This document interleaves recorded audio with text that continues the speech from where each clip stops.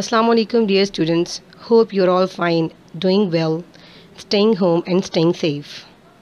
So, before continuation with my today's lecture, I want to ask, what is speech? Are you familiar with this terminology? Speech is complex form of communication in which spoken words convey ideas.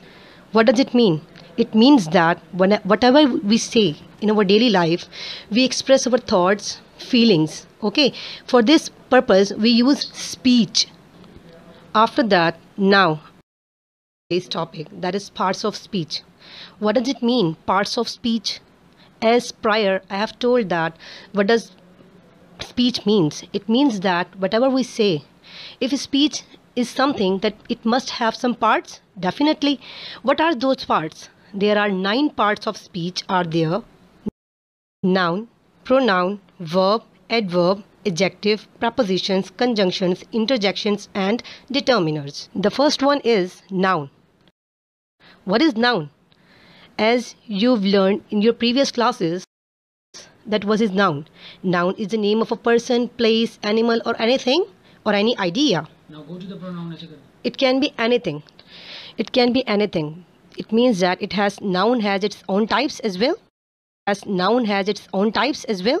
Common noun, proper noun, collective noun, material or concrete noun, and abstract noun. The first one is common noun. What is common noun? Common noun is a noun of any person's name, place, or thing. For example, pencil, book, building. It means that it is very common, not specific one. But if second one is proper noun.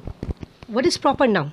It is a type of noun in which it deals with specific person, place, thing, or idea. It means that if I talk about a boy, that his name is Ali, it means that Ali is a boy whose name is Ali. Okay, it means it is a proper noun. If I talk about building, and that building is White House, it means that building is specific one. If I talk about shoes, and shoes brand is Nike, it means it's also a proper noun.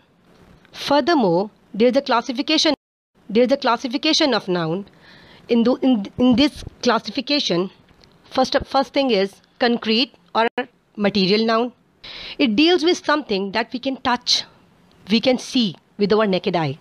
Okay, for example, book. Okay, book, water, music, chicken, etc. Now, abstract noun. What are abstract nouns? Abstract nouns are those nouns which cannot be seen with our naked eye. We cannot touch it, but we can only feel it. All that emotions in human body like love, hate, wisdom, kingdom, idea, sadness, etc. all are the types of abstract nouns.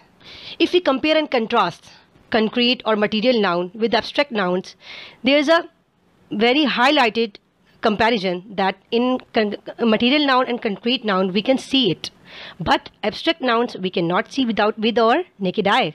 Now, in classification, there is a collective noun which is a part of your course as well. What is collective noun? Collective noun are those nouns which is a group of people or idea. It means that in collective noun, we do not talk about at individual level. Like individuals make one unit or as a whole. For example, family. If we talk about family, in family there are individuals, but in family, all individuals make a family, one unit. Like there are father, mother, siblings, in siblings, sisters and brothers. And they are making a unit, that is family. Same as if we take an example of army. In army there are soldiers, so many soldiers, and all those soldiers are making army. Another concept, countable and uncountable nouns. This is a part of your textbook and your syllabus as well. Countable nouns and uncountable nouns. If we talk about countable nouns, it is very familiar with the terminology countable nouns. It means that those nouns which are counted, which can be counted. For example, they can be singular and plurals as well. For example, an apple, an orange, and lots of oranges. Okay, and if we talk about uncountable nouns, it is all again very obvious with the title that uncountable, they cannot be counted. For example, and they are on singulars mostly.